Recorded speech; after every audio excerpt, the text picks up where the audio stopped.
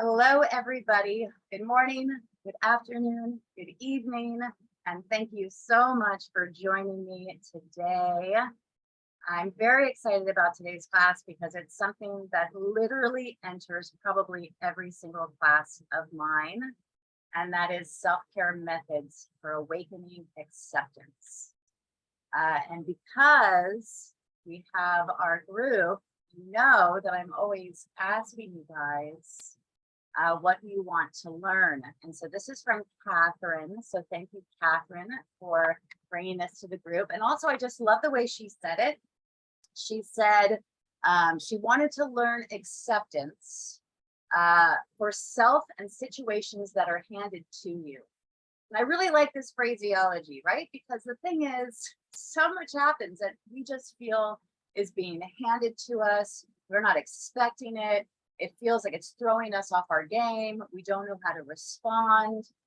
And as always, whenever I teach, the week before, I'll have all this stuff happen that will really be so much about what I'm about to teach. So I had a ton of stuff just handed to me this week, and it really gave me insight into what we're going to do today, how it helped me, how I can still go deeper in this way. So without further ado, we're going to dive in. So acceptance. What is acceptance? So we're going to start just with this little sentence. According to Oxford, acceptance is the action of consenting to receive or undertake something offered. So I want to make a distinction here. I believe that events happen to teach us something, right? To help us grow.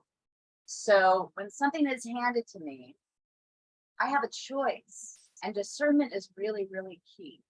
So it is true to me that everything happens to teach me a lesson, for my spirit to evolve, for me to grow in some way, mentally, emotionally, spiritually. Absolutely, yes. But it also may be that something is handed to me to teach me a lesson on how to establish my no, how to get better at creating or establishing a boundary. Okay, so then the lesson becomes to not accept. Okay, so much of what we're going to be doing today is accepting what is, because that's going to be really, really important for many situations. But I want us always to be so in contact with our inner body that if something is happening that feels off, perhaps it is because we need to cultivate our now. Perhaps it is because we need to cultivate having healthier boundaries. And it's an opportunity to teach us to open our throat, open our heart, and say how we feel. Okay, so I just want us to kind of hold space for that as well. So it isn't just about saying yes to everything. It isn't about accepting everything. Okay. And also to say that the difficult stuff, when there is resistance, welcome Grace, when there is resistance, to also acknowledge where that's coming from. If there's a resistance to accept, is it because there's fear involved, right? Or just like the unknown, right? So something like cancer. Cancer can be an incredible teacher, right? Losing a job can be an incredible teacher. Losing someone we love can be an incredible, incredible teacher. Welcome, Grace. Unable to mute you, so if you can mute yourself, go ahead and do so. Oh, you did. Great. Welcome. Good to see you. So right, like looking at this thing that we're like, I don't want this. This doesn't feel right. I don't accept. I'm going to fight it. I'm not saying not to put all your passion and love into what you want to manifest, but there is something very profound about that first step of accepting the illness, the loss, and really kind of allowing ourselves to really receive the lesson. And that first step is acceptance. So acceptance, why is it so very difficult? I want to open it up. I want to hear what you think. Why do you think acceptance accepting something that is handed to you, accepting a situation, accepting the sickness, accepting a loss. Why is that difficult? And go ahead and just unmute yourself or put it in the chat. Why do you think acceptance can be difficult? Acceptance is very easy when you desire it. Acceptance only becomes issue when you don't desire it. Are you talking about only acceptance but we do not desire? Or are we talking acceptance in general? I love it. Thank you, Saeed. Yes, we're talking about all acceptance. And actually, that distinction is so key because acceptance is really easy when it's something we desire, when it's something we want. But acceptance is profoundly more difficult if it is a loss, if it is a sickness, if we just find out we got a diagnosis. It's these kind of things that we're holding space for mostly today. How do we accept something that is difficult, that is handed to us, that we didn't expect, that we don't want?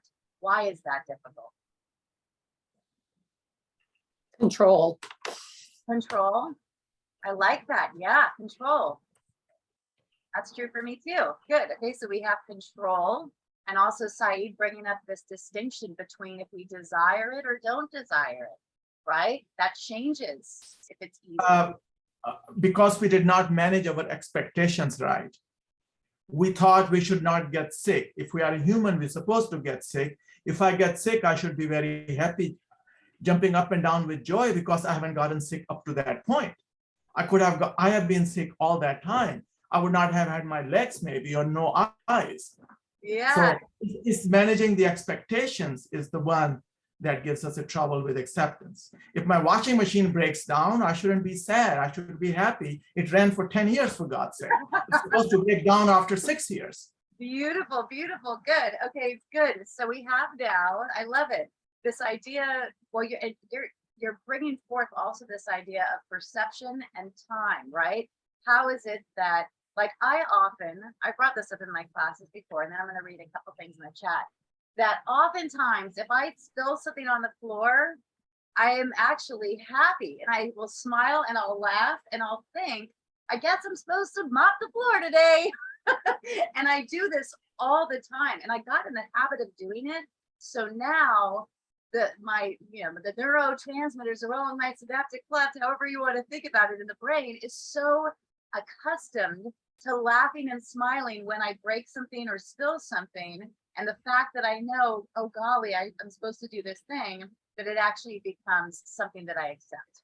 So really good. So we have that. And then I also want to read, Chris talks about absolute fear that I won't be able to handle the situation.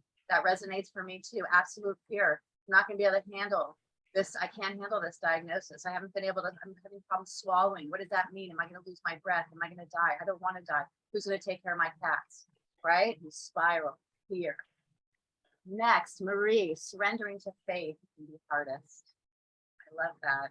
That's a huge part of my life right now. I love that. Thank you for saying that. This is all going to be part of what we can do today. I love this. Fear of the unknown. How will this affect me? How will it change my life? Beautiful. All right. Let's hold space for all of that. Let's move into what is next. So acceptance. We have difficulty accepting because something can be painful or hurtful. Doesn't feel good. We're fearful. We want to control the situation. Would be so much better if, right? This kind of stuff. So then we want to see or be aware of that we have difficulty staying with something that is uncomfortable, staying with something that is painful, staying with something that is hurtful. Why is this? This is what we also want to look at. Why is it difficult to be present for the pain? Right? Why is it that if I have a headache, I'll run to the Advil? Why is it that if something really bad happened, I want to just, complain to a friend or whatever it is for you, right? We all have different things that we do to escape the pain, right? To get out of that moment, right? I imagine in many ways it's because we want to feel good, right? Somebody just said in the chat, yeah, laughing when you break something that I was deeply attached to, like an old antique lamp that I broke when I moved into my new home last month. I couldn't stop crying. It's profound. I encourage you to continue to be with this, because when it's something right, spilling milk is one thing. Spilling a beautiful lamp that your grandmother left you, it would be something quite different. That's where the work is, and that's what we're talking about today. It's not about the easy one. It's not about the spilled milk. Chantel, Yeah. what I do is I name it, and it's so then and then it actually deflects, and it makes it so that it's not as activating. So it's like, I'm in pain now, I'm in fear now, it's accepting. So it's like whatever is happening is kind of naming it. I don't do it on a regular basis, but this is like one of a new pattern that I do, and it really makes it so much easier. So it's like, okay, this is where I'm at, and it's like, I keep going back to the Buddhists with the Buddha story with Mara, where she comes in and I love that. So it's accepting everything that kind of comes in and seeing it and making sure that it doesn't have the power, and naming it gives it less power. Yeah. So. Love it, Lori. Well, we did that in the brain and pain class, right? That story we were talking about, Mara. It's one of the most amazing things. Invite your demons in for tea. Unreal. Yes. One of our self-care tools today is naming it and expressing it. So you hit it right on that's one of the things that releases its power.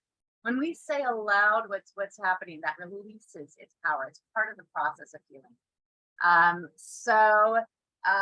We don't want to ignore, we want to accept what is occurring within us and what is happening around us. If we try to push it away, we have no shot at truly being happy, truly being healed, truly being well. So accepting is a huge part of our healing process. Let's see, what is next? Okay, I want to bring up this, because this is kind of the emotional acceptance that might come into play. I know this very well. I am a master thus far in my life. I'm a master at ignoring a certain type of emotional pain. I'm good at accepting other types of emotional pain, but there's a certain type I have a difficulty with. And that is the kind that comes from the outside, that has great adversity or is coming at me and I don't know how to handle it. I don't want to rock the boat, right? I don't want to make someone feel bad. I don't want to shine light on something that hurt me. Okay. So I have been, to use Lori's word, controlling my life so as to make it so I don't feel more pain or I don't hurt others.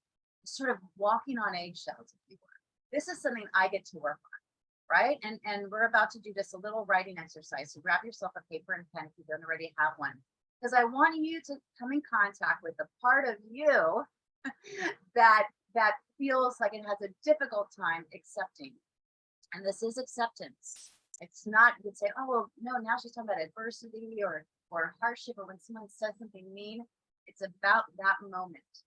I'm unable to accept what is happening. I'm unable to accept that someone is raising their voice at me. So I try to change it, control it, stop it, placate it, make it better. Right? I want to make it better. That's part of my journey. We all have a different journey. That might resonate for you. It might be something else. All right. So we're going to look at that. And in many ways, we want to hold that. We want to honor it. We want to know that it served us. It's definitely served us, actually, up until this point. It's probably saved your life on an occasion or two. So let's look at a few of them. Let's break it down. I want you to go ahead and write this down. Somebody says something mean to you. Okay, we'll start with this one. Somebody says something mean to you. What is the first thing you do? Now, just one thing to mention, and then I'll be quiet so you can think about it. This might be different depending on who says the mean thing. It's a stranger passing by, right? Somebody on the street yelled out something mean. You might react. That's an example, right? Of what you do maybe in that case. Somebody that's very close to you, a partner, a mother, a son, something like this, it might change it. So go ahead and write it down. and take a moment to consider when somebody says something that is mean to you, what happens. And I'll be quiet for a moment while you do that.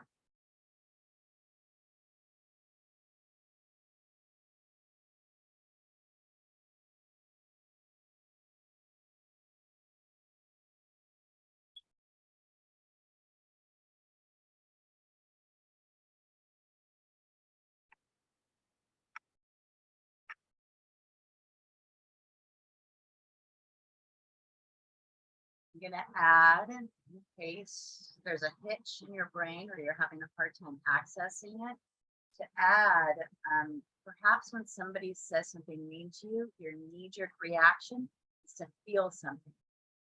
I feel angry. I feel nervous. I feel sad, right? So maybe it's a feeling that comes in right away. When someone says something mean to you, are you someone that reacts right away? I react right away by trying to calm the situation, by trying to make it better, right? You react right away.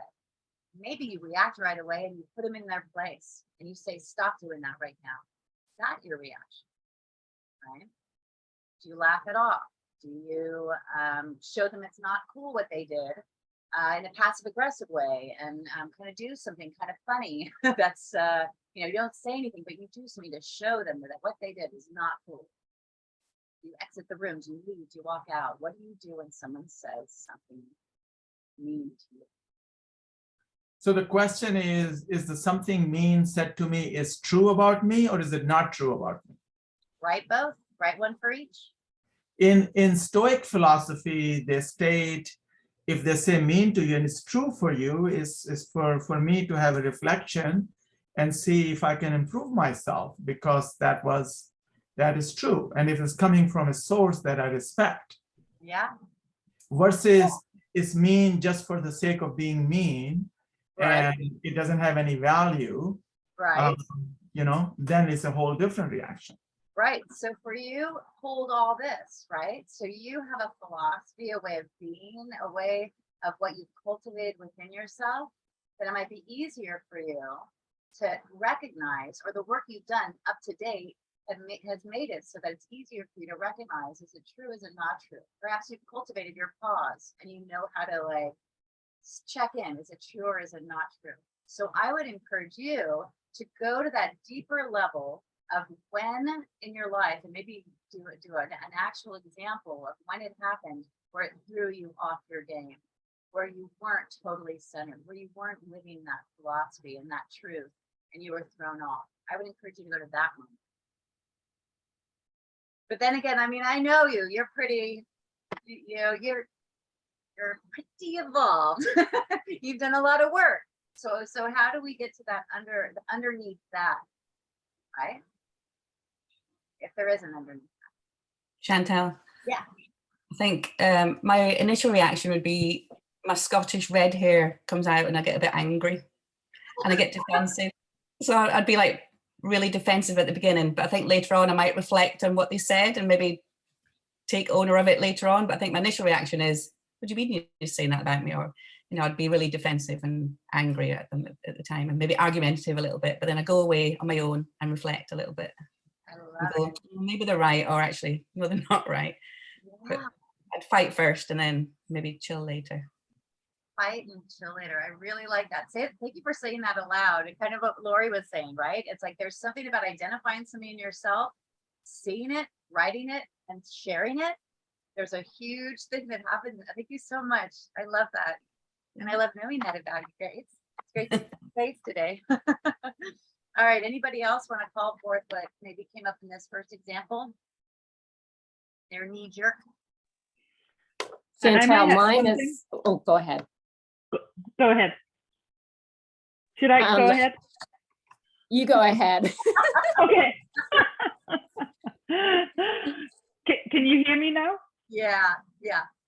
So I find that when it's with very close relationships, like with my sister or mother, it's the hardest to be involved and sort of loving when it hurts a lot. So I recently had a dispute with my mother and a sister. She's 1 year younger than me, and I thought I was just zen and on top of things. But then there was something like an arrow that just hit an old emotional pattern.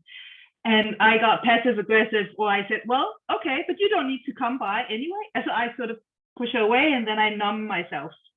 I'm unable to feel the initial pain, which might be loneliness or anger or something. And then I sort of become passive because I don't allow myself to feel what's there until maybe I speak with a good therapist or kind of have someone to share it with. And then I can see, like, from my higher self, I understand why you feel pain, but maybe she had a point too. But so when the closer it is, the harder it is to be very Buddhist.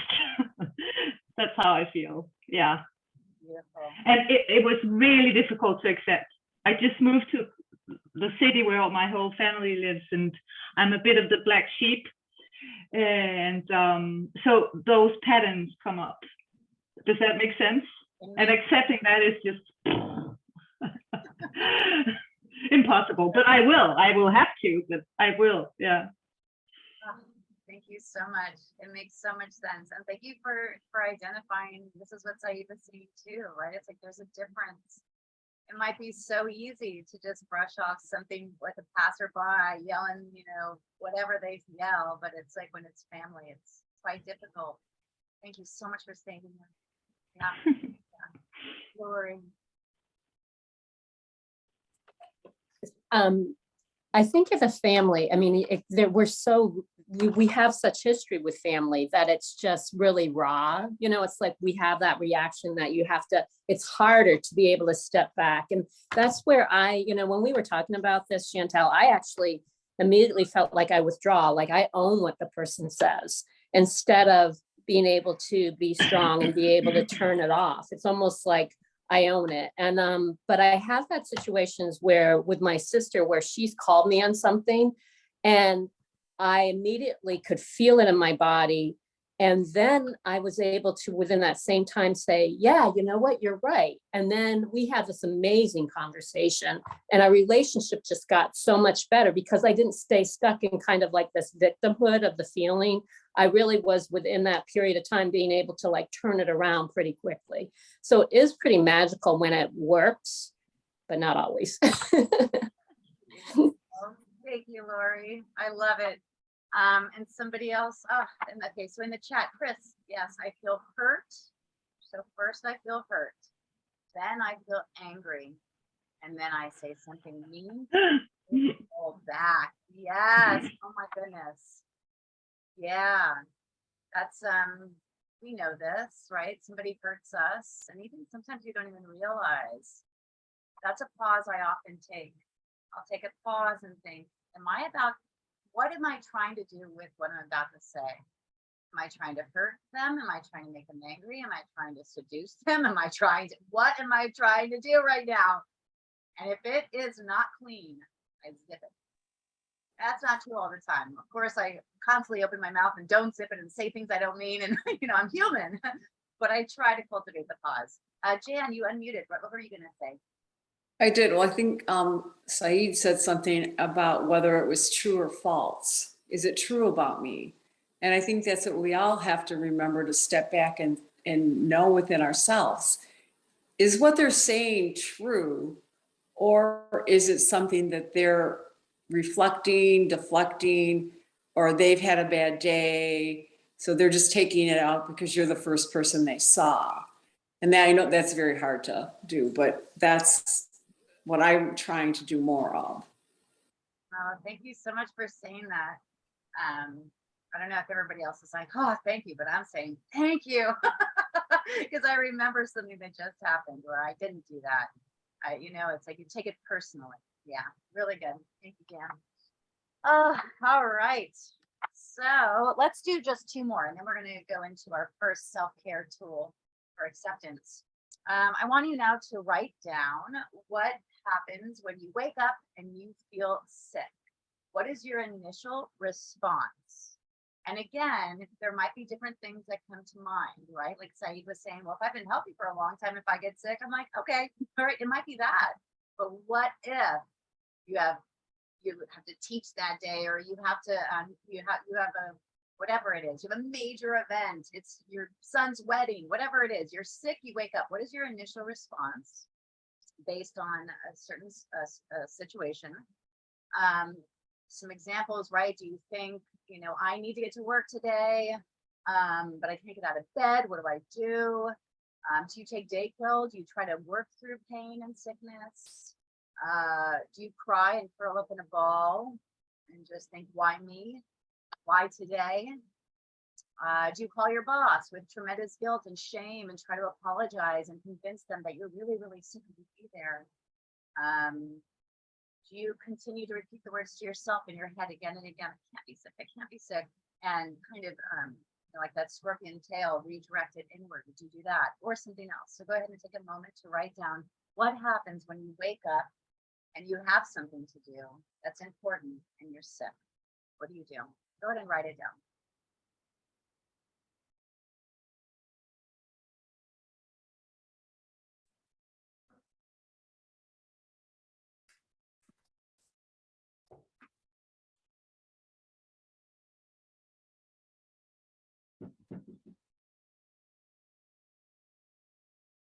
And finally, one more. I would like you to write down someone who passed away who was very close to you, someone you love very much. It could be somebody that knows you love them, or somebody that maybe you weren't on good terms with. Someone has died, very important to you. What is that first thing you do, right? Do you collapse? Do you ignore? Do you push it down? Do you do something unhealthy? You smoke a pack of cigarettes and try to ignore it? Like, what do you do when somebody you love has there's a loss there? They passed away, they've shut you out of your life, their life, something like this.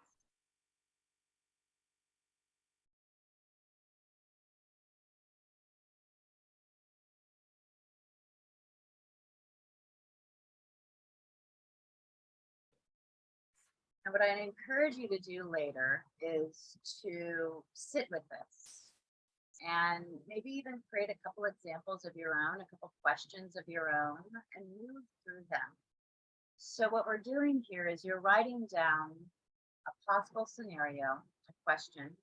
You're writing down what you've known to date that is your response. You're sitting with that, you're saying it aloud and admitting it to somebody else, right? Someone you trust, and you can have someone you feel you could talk to. And you're also then going to consider the opposite. Consider what it would look like if you did accept it a little bit more and didn't, for instance, push it away, push it down, try to pretend it didn't happen, right? Any of those kind of things. If your hands are doing this in any way, what is it to just accept, to be here now? Okay. So I want to dive into our first self-care exercise for the day. Although what we just did, I believe, is, in my world, that is self-care, right? Really taking time to look at something in myself, for me, is self-care as well. But I want us to actually do something. So we're going to do let's make sure all of you are muted so you'll be able to say and sing with me if you'd like to. So we're going to do a mudra meditation. You guys know by now that I love mudras. They're very important to me. They're one of the easier things that I've brought into my life, that I felt real change doing. And so today we're going to do what is known as, Saeed, you might actually know this, it's the Kirtan Kriya. And it's a meditation where we're going to use song, right, our voice, and we're going to use finger movements, right, which are mudras, okay? What we're going to be singing or chanting is Sa, Ta, Na, Ma. Okay, so it's with an S, T, N, and M. Sa, Ta, Na, Ma. Sa, this is actually like, would you spell it? Yes, it's going to be S-A, T-A, N-A, M-A. Sa, ta, na, ma. We will be singing it like Sa ta na ma, sa ta na ma, sa ta na ma. So we're going to be chanting that again and again, right? While we do that, we will be doing a mudra with each sound. So sa will be with the Gaya mudra, right? The A-OK. We'll go in later and we've talked a little bit more deeply about mudras in other classes, but we're going to do them today. There's a lot that could be said about these, but we're going to be calling forth acceptance with this mudra today. So sa, this means infinity, like birth, the beginning, right? Sa. Ta represents life. We now are bringing our thumb. All the fingers have elements. Thumb is fire. It is igniting whatever finger it touches and the element that that finger represents. Okay, so sa, infinity, beginning, birth. Ta, life, representing life. Na, death, representing death. And ma, on the pinky, representing life. No problem. Chris has to leave. We'll see you later. I'll put the you'll get the video later to continue to watch. Thank you. Thank you, Chris. Okay, so you know, satanama is actually satnam, right? Satnam, S-A-T-N-A-M, Satnam. So this is Sanskrit, right? Satnam means literally like my true essence, my true, some people will just say my true name, right? My true essence, my true identity, my true self. This is Satnam. So as we sit with Satanama and break it down into syllables, we're inviting in our true essence.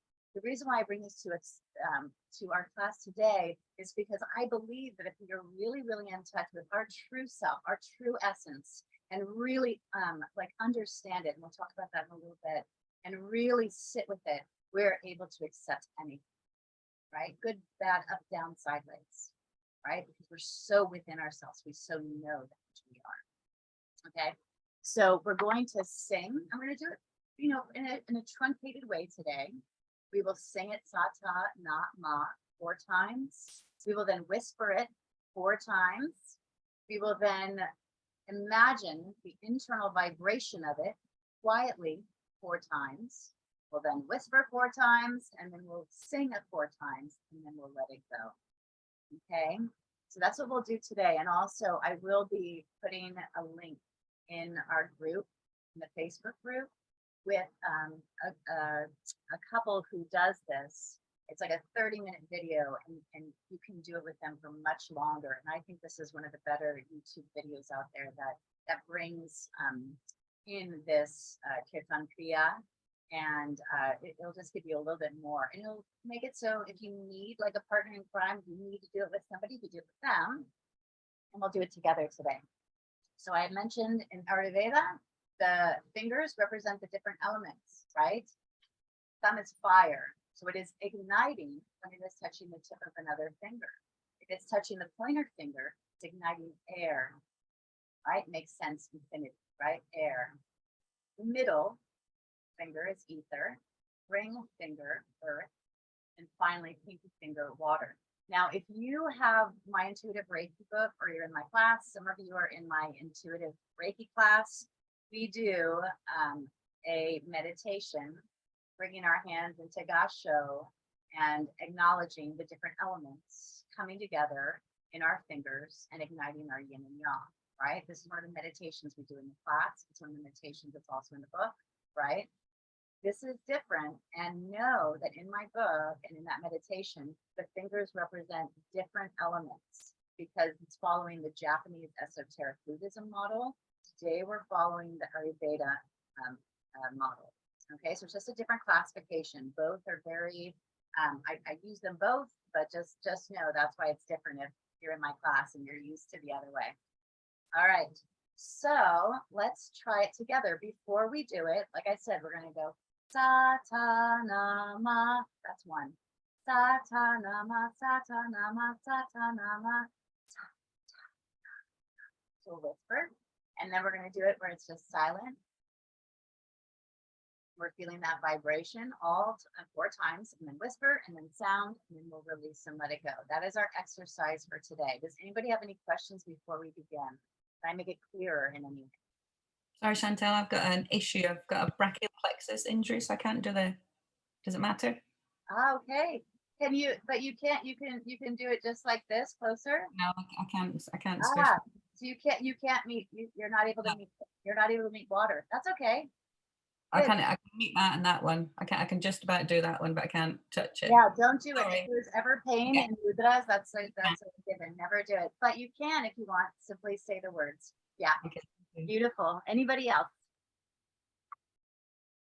All right, let's do it together. Are you guys ready? Okay.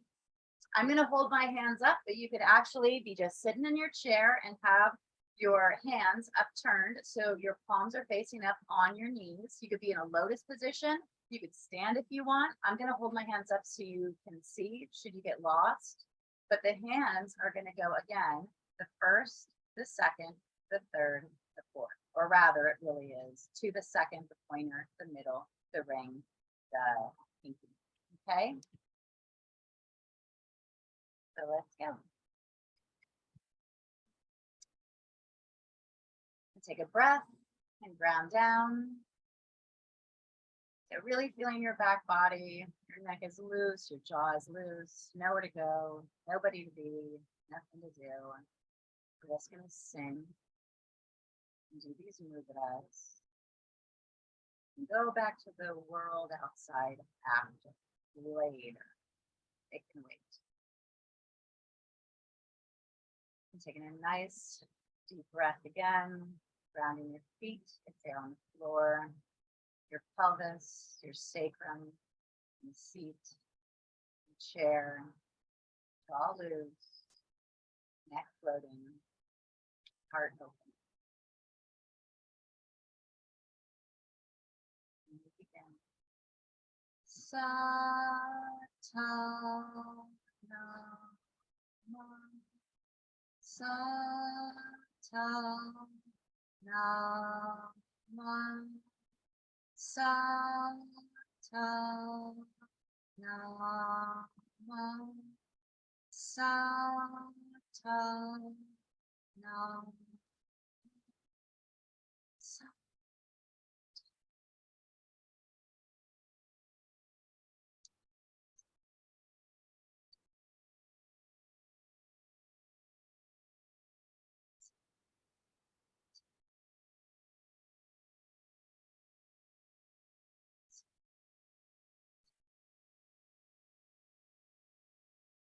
Inside.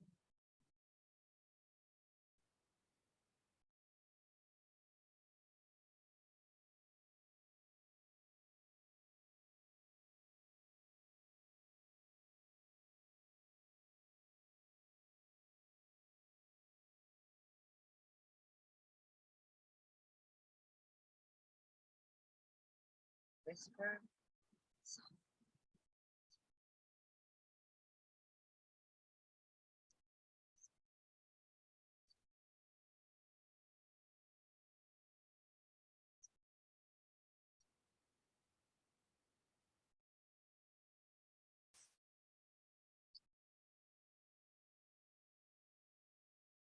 Satanama,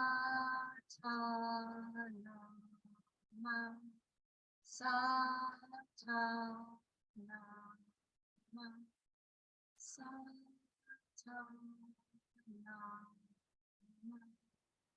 Satanama.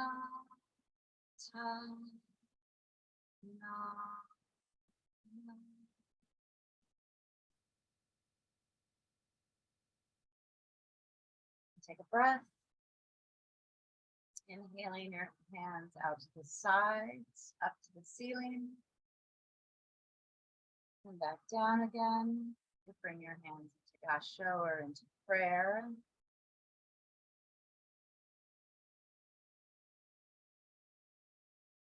Go ahead and shake out your hands. Release that.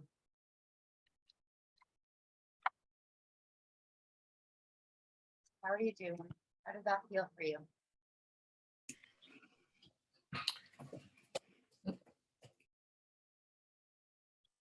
Or did you feel anything at all? Did you feel silly? Did you feel like you wish you had more time? Were you frustrated? Did some parts feel better than others?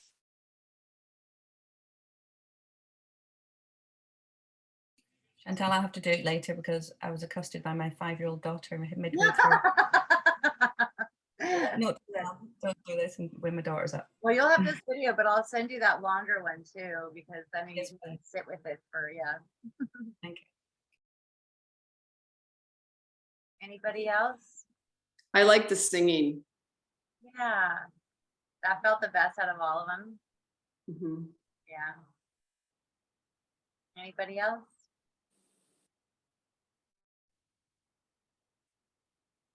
Yeah, you don't have to.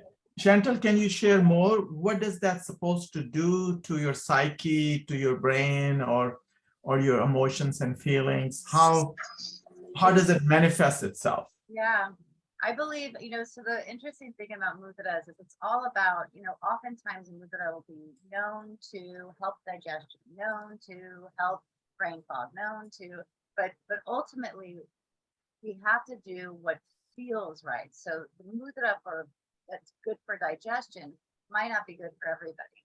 So when I use mudras, I align them with what feels best for me. That being said, this particular mudras with the meditation, with the sound, generally is done for 12 minutes. The video I'll send you guys has been 30.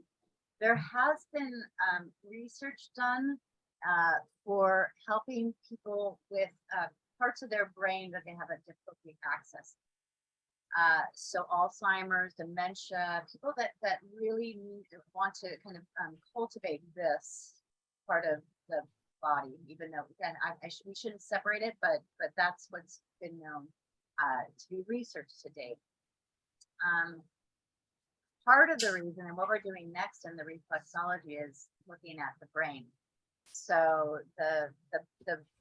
this particular kirtan, though it is acknowledged as being something you could do to help with the brain, to help with memory, to help with people who struggle with things that are related to the brain. For me, it's extremely grounding. For me, it brings me in contact with my inner body. And for me, it makes it so kind of what we were doing on an intellectual level when we wrote down kind of, what do we do usually? What could we do? How would it be different? It's almost like doing that, but not with our intellectual mind. It's letting that go away so that we can manifest through sound. Chantel, I could feel it in my brain, actually, Yeah. as I was doing it. Yeah, yeah. But I've used this Satanama, so I've done it from some of the singing that's out there. That's pretty amazing. So yeah, it's very familiar. And I used it for depression. So it was very, very helpful. So yeah. That's the thing, things are related to, yeah, the mind. And okay, so yeah, good. Let's dive into the next thing. Really, really, really good. Okay. And like I said, I'm going to send you that video because I want you to be, even if you just watch it, right? You don't even have to do it with them. There's something about how they lay it out. You could also go down the Google rabbit hole, many other people that have done it over the years. But the one I sent to you, I really do appreciate. All right. So before the meditation, we went through examples of, the situations that are hard to accept or maybe difficult to accept. I want us to be aware of what we currently do, as I was mentioning, just like if somebody says, just relax, how it's like, there's no way we're going to relax, right? So, it could be very difficult if someone says, just accept it. Like, well, I can't accept it. I'm not there yet. It's not in me. Hello? So, I'm going to go ahead and so I put a quote in the description, right, in our group by Thich Nhat Hanh. And I just did the shortened version from his book, The Art of Power. So I wanted to read it, the whole thing to you now. because it's something that I think we can consider when we're looking at ourselves, right? So here we go. To be beautiful means to be yourself. You don't need to be accepted by others. You need to accept yourself. When you are born a lotus flower, be a beautiful lotus flower. Don't try to be a magnolia flower. If you crave acceptance and recognition and try to change yourself to fit what other people want you to be, you will suffer all your life. True happiness and true power lie in understanding yourself, accepting yourself, having confidence in yourself. I'll put this quote too on our page, but just to because I could just read that again and again, right? Because every time I read it, something else kind of pops out depending on the day and what's going on for me. But this kind of knowing thyself and understanding thyself, like from here, we can't accept ourselves. So we got to know what we're looking at, all right?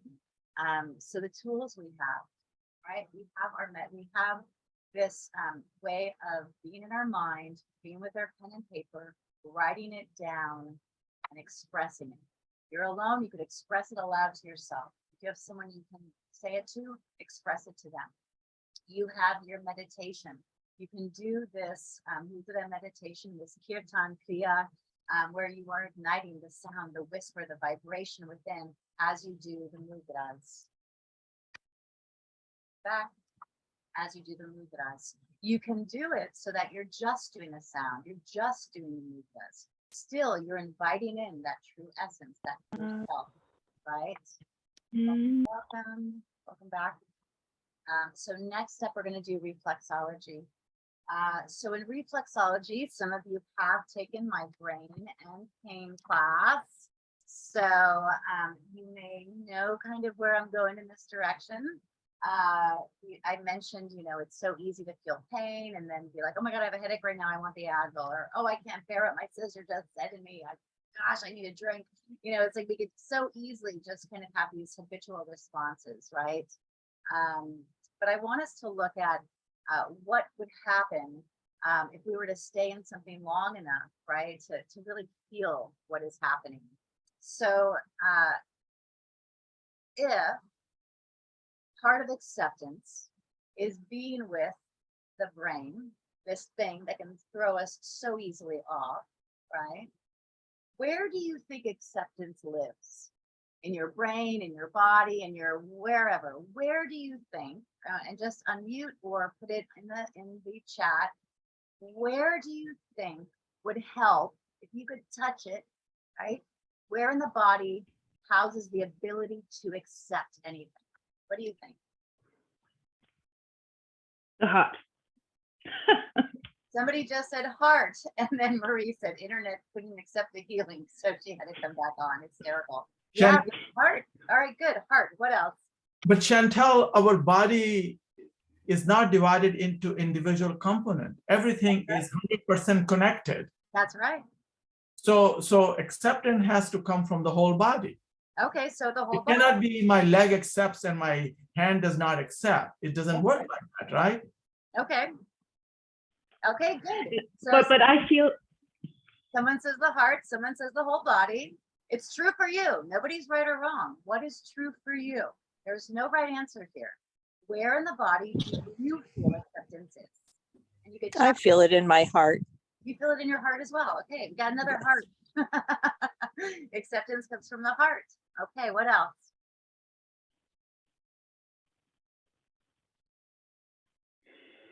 Got a nod, got some thinking, contemplations happening there. Where else? And if you don't want to unmute, you could, like I said, you could put in the chat. You say the soul, in your soul. In the soul. I love And that. that talks to the heart, and it talks to everything else. Yeah. The soul. Right. Where does the soul exist? Everywhere. That one a lot, right? All right, good. Soul, heart, whole body. Sole of which foot? Right foot or left foot? Just joking. Just joking. Oh, that's hysterical. It took me a second to get that. SOLE. All right, Susan. I would say, like Saeed, the whole body, but in your thinking as well, your brain. So the thinking, just to yeah, because that will do a lot, and then obviously that'll put it to your stomach, put it to your heart, put it to yeah. Beautiful. Beautiful, beautiful. I really like that. And that's actually where I went. That's where I went to. And somebody just wrote in humor and laughter. Yeah, acceptance, that's beautiful. Acceptance exists in expression. That's awesome. Yeah. And in humor and laughter, that for me is like, right, that comes from me, from the heart. So yeah, you know, this way that the body processes, and those of you who are reflexologists, you know, or especially if you've taken any classes from me, you know, I really like to dig into the nervous system and to look at reflexology from this perspective, and to really look at the brain and the brain's role in how we function. So what we really want to do, and this is something we could do from a reflexology perspective, or also just by doing hands-on.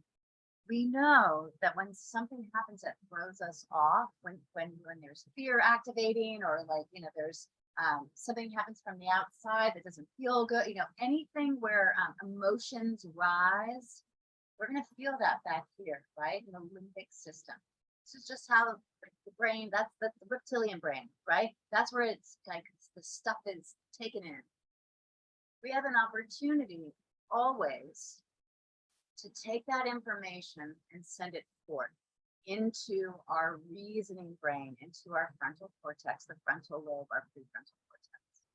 So from this perspective, what is wonderful about, say, meditation and also with creating sound is we can move from feeling the vibration on our lips, sending it to our third eye or our brain, feeling it in our heart, and ultimately feeling it maybe in our sacrum too, our legs, our feet, and our whole body, right?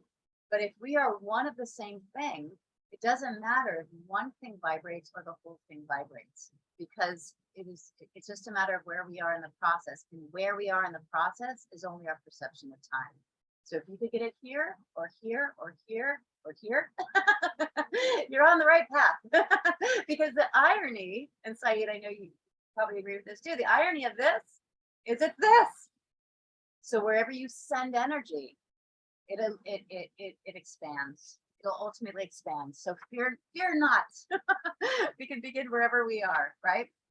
So for me, I want to bring everything, at least with the head, I want to bring it from the limbic system up to my reasoning brain to have some kind of clarity on where I am, right? Not to do that knee-jerk reaction and respond and get angry and get mad or just close off or retreat, right? I want to be in my body, know how I respond, and send it to my reasoning brain. So the areas of the body that I think of when I want to expand acceptance and bring that more into my cells and have a better understanding of that, I think heart, head, solar plexus, root chakra. Those are the areas for me that really stand out.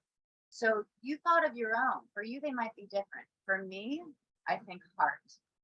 Heart being here, I simply, as if my hands were together there, I rub my hands together like this, but I'm focusing on rubbing the area that reflects in reflexology to my heart. It reflects back to my heart. We know we're working with the nervous system. Even though this isn't a reflexology technique per se, we're working with the nervous system, which means as I rub this area, that's the mini map of where my heart resides, it's going spinal cord, brain, heart, relax. Spinal cord, brain, heart, ignite. Spinal cord, brain, heart, etc. Right? So we're bringing that forth. And then you could go ahead and make it so it goes into the whole hands. So the hands are rubbing together. You then move into the head.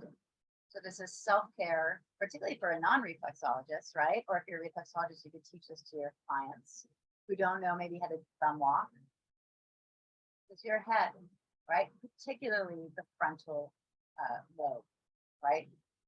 Where that reasoning brain is. It's going to be in the tip of the fingertips. You guys see when people make speeches, they often do this. It's like they're igniting their brain. They don't even know they're doing reflexology. So we have this. Our fingertips are together with the knowledge that we're igniting our brain. We have our solar plexus. In acupressure, this is actually in the feet. We would call this the bubbling spring, right? So this is your soul, right? In many ways. For me, that's how I would attribute it, right? I don't know if you think of it that way too, Grace. But right smack in the middle, underneath the middle finger, underneath this third metacarpal head, right there, I'm going to simply join this side and this side together and bring my hands together like this. So in this way, it's almost like prayer, but I'm bringing it over a little bit. I'm meeting my solar plexus points in my hands.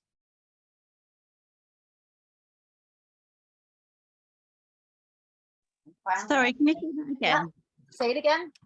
Could you show that again? Oh, of course, yes. It's in the So we pictures went from only. the heart, and then we have one more. So we went from the heart, we rubbed the full hands, we brought it to the head. You could bring it to prayer, and then like switch your hands like that. Right? So you're in prayer, and you just go like this. So fingers to one side, fingers to the other, and then you bring it over. Like you're holding them. Or if you're holding them in your lap, sometimes people hold their lap like that, the hands in their lap like that.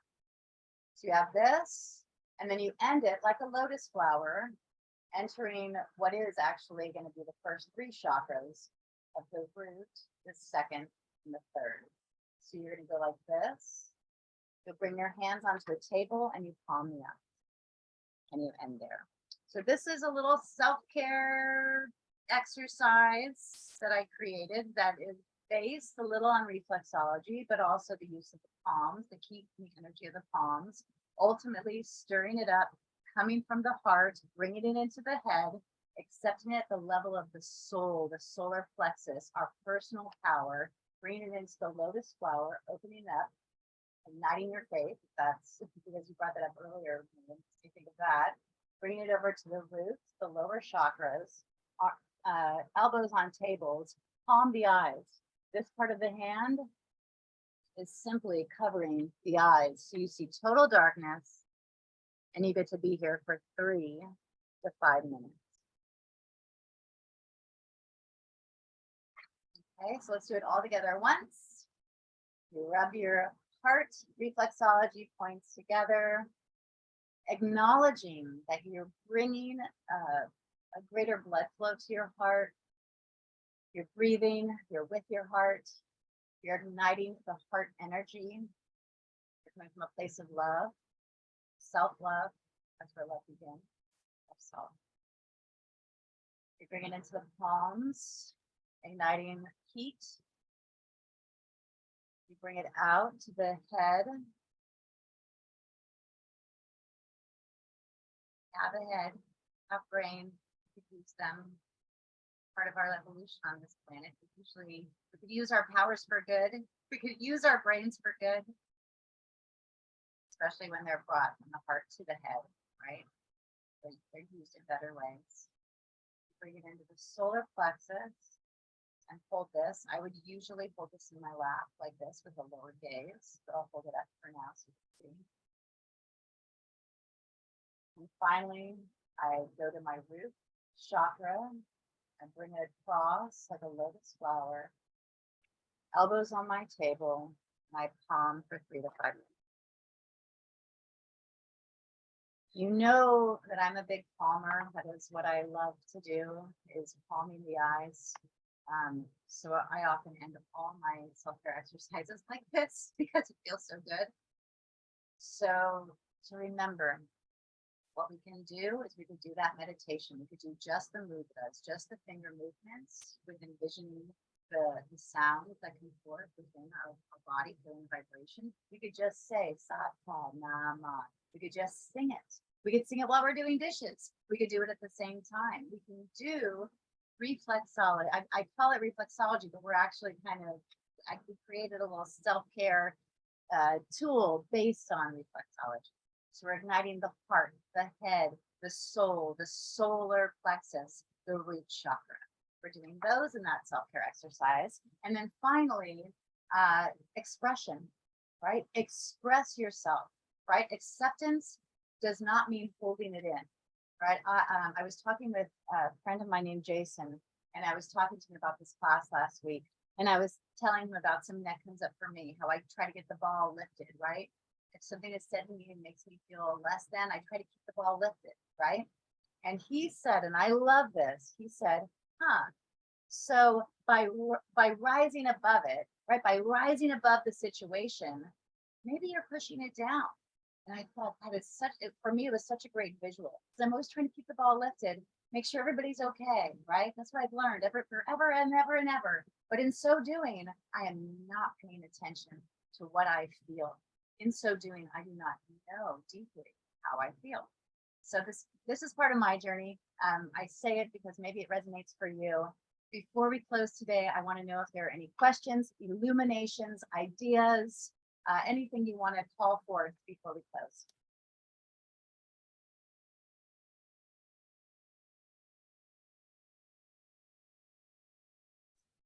Chantal, I love your energy and your enthusiasm. Thank you. Well, you know I adore you too, so feelings mutual. Anybody else? What do you? Yeah, me too. Oh, thank you. Thank you. See, you guys just made up just those two things you just said, just made up for the mean thing that was said to me a couple of days ago. That's all we need. We need each other. Anything else? Illuminations, anything that didn't feel good, did feel good, you're excited to do later, anything at all. And then we'll close for the day.